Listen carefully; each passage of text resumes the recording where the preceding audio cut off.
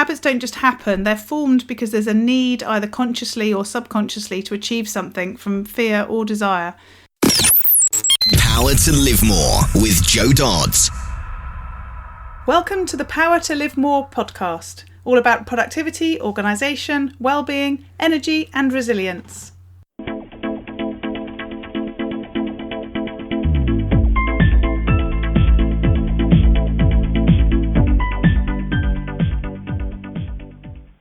Welcome to the Power to Live More in-between show. Every other week, I share an interview with an interesting guest sharing their top tips, tools and strategies about how they use their power to live more. In between, I share my own content along with a summary of the tools, tips and strategies shared in the previous week's interview in the form of Joe's Gems. Today we're talking about habits. Good habits are the mind's magic potion. Each day your mind leads you in a certain direction, sometimes by choice and other times in ways that you don't expect or want in some cases. You forward through your daily activities mostly by the habits that you've formed, such as brushing your teeth or having a cup of coffee at a certain time. Good and bad habits run our lives, and you can create more good habits than bad if you find ways to engage your mind. It's not as easy as it might seem. The subconscious mind that you don't control has much to do with approving or sabotaging your good habit resolutions. And that's why so many people fail at a diet that they began in January. The subconscious mind wasn't really in tune and didn't really like the idea of being deprived of all the comfort and solace that eating high-calorie foods provided. Since the subconscious mind can't be controlled, the only hope you have of replacing a bad habit with a good one is to override it. And there are several ways to accomplish this, and each involves a true commitment to seeing it through. And here are some ways that good habits can become the mind's magic potion and lead you to the success that you want. So the first one is self-discipline. Unless you develop a strong commitment to self-discipline, your efforts to create good habits could fall by the wayside. Commitment means planning ahead of how to thwart that subconscious mind when you begin to weaken and have trouble seeing the finish line.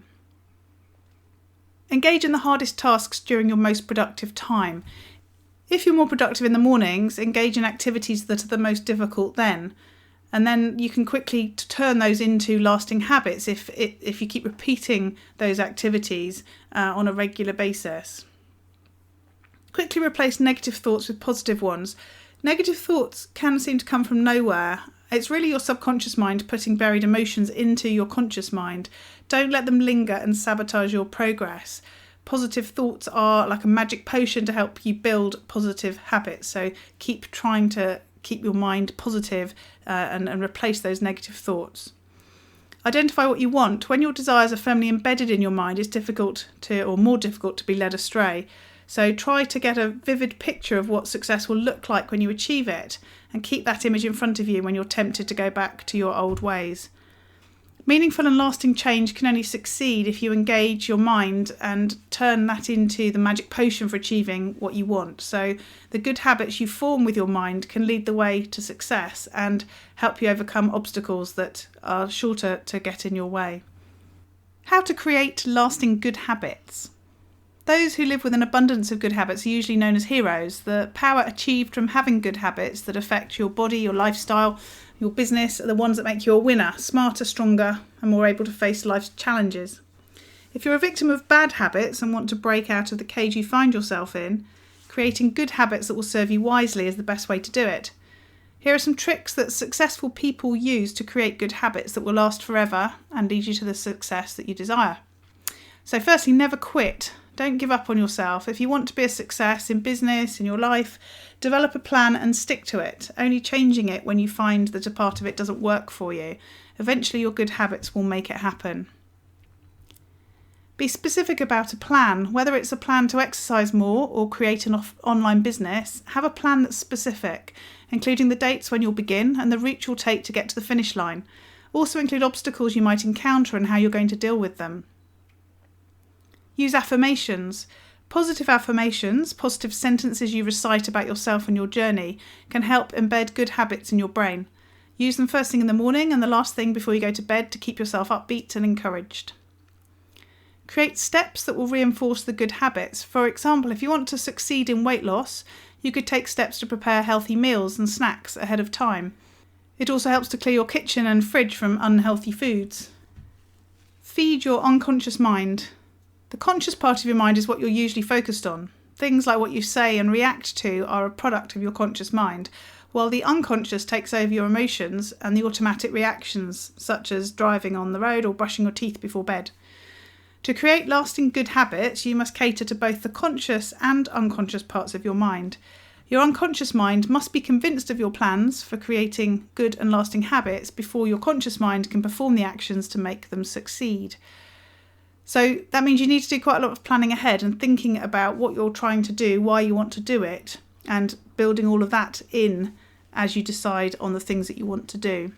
Another thing I'd recommend is using a way of tracking these habits that you're trying to develop. So I use an app on my smartphone called Productive, and I have the daily habits that I want to complete each day written in there, and I can tick them off as I do them, and then I can make sure if I've done them all that I have a complete day, and then I try and keep the complete day streak going so that I get things done every day. And if it's a question between, well, shall I have another glass of water or shall I go for that walk or not, then I'm sort of motivated to do it because I want to make sure that I've ticked all the boxes for this day on my app that I'm using. So there's loads of apps that you can get. If you do a search for productivity habit apps, you can probably find the selection that are there, or you can just use a piece of paper, write a list and create some boxes with dates on and just tick them off every day and keep it in a visible place to help you stay motivated to develop those habits.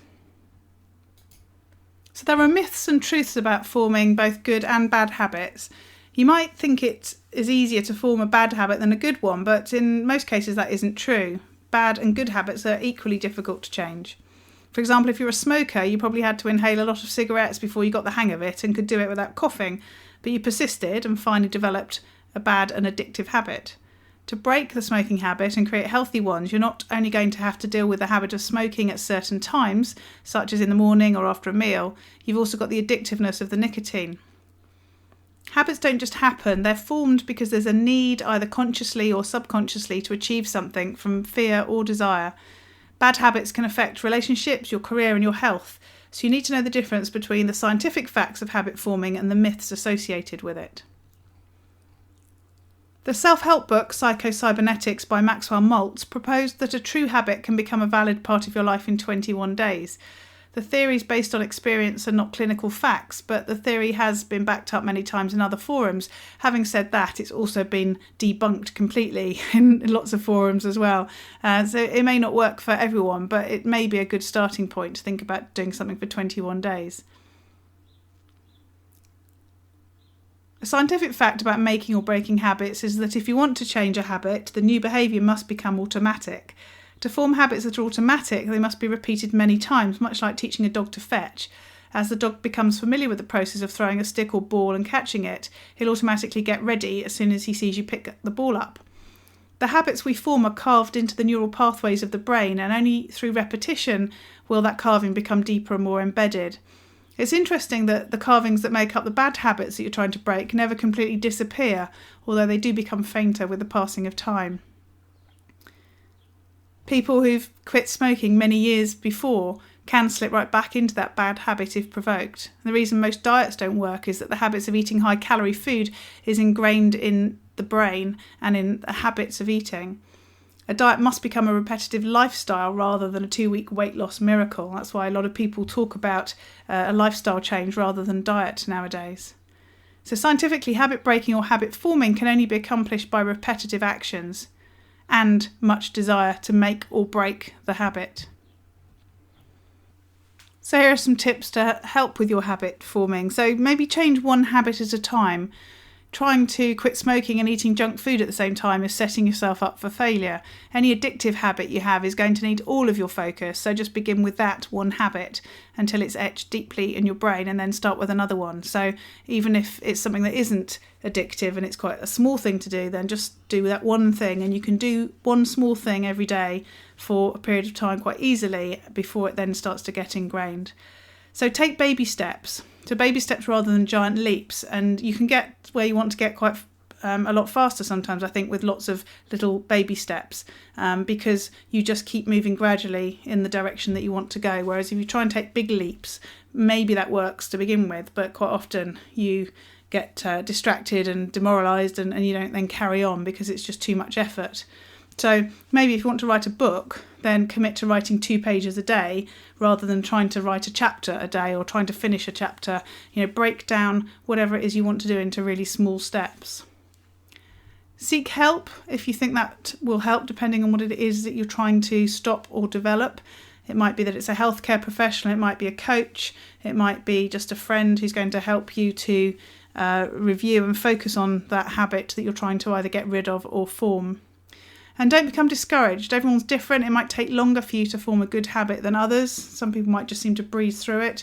But just stick with it and reward yourself for sticking to that and build in some milestones so that if you've done something for 10 days or 2 weeks or a month or whatever, that there's something that you're going to get or do as a result of that, which will help to keep you motivated. Hopefully you found some good tips to help you with creating habits. As I said, there are some apps that I use, one called Productive on the smartphone to help with monitoring my habits each day.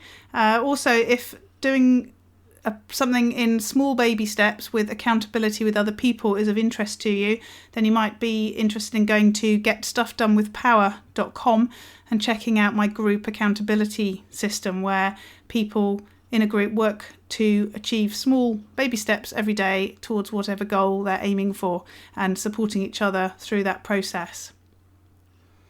So good luck with working on your positive habits and removing those that you don't want any longer. Jo's Gems. This is the part of the show where I do a recap of the key points of last week's interview, the stuff that I really liked, and the apps, books, tips and tools that were shared. Just because you're a home-based entrepreneur doesn't mean you have to work in your home office every day. In fact, one of the advantages of working for yourself is the benefit of choosing where you work from one day to the next. Teddy Burris, who I interviewed last week, is a perfect example of a home-based entrepreneur working outside the confines of his 4 office walls. Teddy is a LinkedIn coach, trainer and public speaker based in Greensboro, North Carolina, who comes across as a true people person. He loves working with people and generally being around people. His unique style of conducting business is predominantly by working in coffee shops, cafes, public spaces, shared office spaces, and even in his clients' home offices. He enjoys helping others learn how to harness the power of LinkedIn and create value for themselves as well as their businesses. So I had the pleasure to interview Teddy last week to learn more about him and his business, how he manages his daily schedule, and the secrets of success for his business while working in public spaces.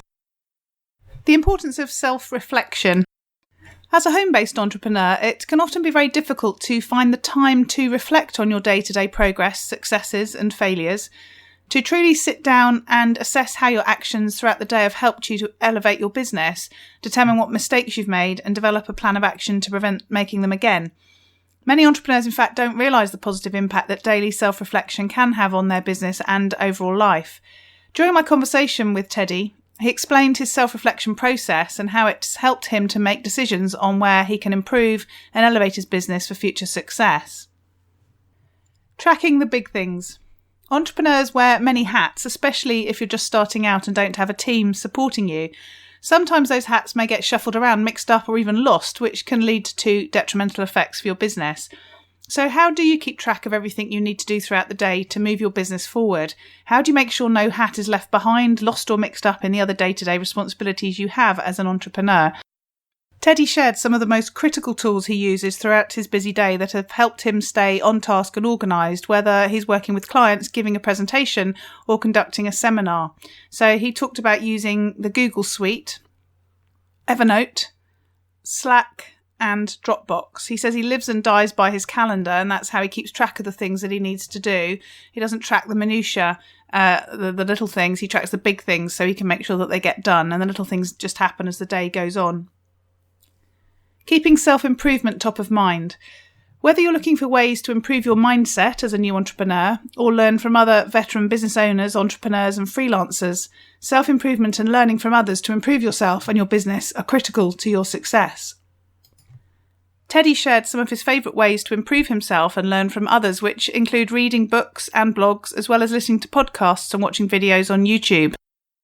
And he recommended a number of books: The Road to Devotion by Cameron Kent, Self-Reliance by Ralph Waldo Emerson, How to Win Friends and Influence People by Dale Carnegie, and also by Dale Carnegie, How to Stop Worrying and Start Living.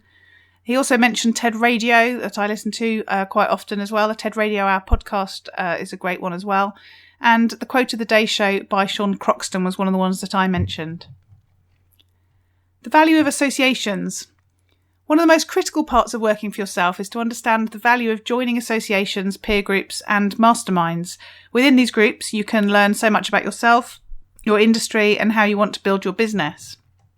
Taking the opportunity to learn from other people who've been where you currently are in your life and business can help minimise the learning curve, help you advance and achieve success much quicker than you normally would by going it alone. During my chat with Teddy, he shared some of his favourite networking groups and associations that he's currently an active member of. He said, I hang out with talent developers, professionals who know how to teach and know how to share knowledge and engage or encourage. That's really rewarding for me to learn from them. I'm also in a book club with 25 other professional men. I get to listen to their ideas, their philosophies, and learn from them. And he said his point is that there's lots of ways to learn, and the most enjoyable for him has been hanging out with other smart people. When we talked about handling bad days, I asked Teddy how he does that. And he said that they're a normal part of working for ourselves, and it's important to learn how to deal with disappointing times as well as turn them into lessons that you can learn. And he shared his favourite quote by Dale Carnegie, which helps him get through those tough days and onto greener pastures. And it was never criticise, condemn or complain. And he also learnt from another coach friend of his to look at what's going on in your life, and if it's not going the way you want it, to not get all welled up in the negativity, but think about how you can change it, how you can look at it differently, how can you look at it in a more positive way instead of a negative way. And then ask yourself, how can I make it better? How can I change it? And how can I learn from it? If you want to contact Teddy, then he recommends just Googling him, because he says there aren't other people called Teddy Burriss in this world. So that's Teddy, and then Burriss is his surname, Teddy Burriss. And he has his website. He's obviously on LinkedIn. That's one of his main areas of work. He's also on Facebook. He has a blog. He's on YouTube and so on. So you can either use the show notes at powertolivemore.com/38, or you can just Google Teddy Burriss and you'll be able to find him. All this information is available in the show notes on the website powertolivemore.com/in this case 38. The website's the place to go if you want to find out how I can help you to improve your productivity, organisation, well-being, energy and resilience, your power to live more. So that's do more of what you want to do. If you're listening to this in the summer of 2017, you may like to know that I'm launching a new mastermind group in September to help business owners to improve your productivity, organisation and well-being, to enable you to reduce your overwhelm and live more alongside having a successful career and business. You can find out more by going to powertolivemore.com/mastermind. Again, the link for the show is powertolivemore.com/38, and we look forward to speaking to you next time. Use your power to live more.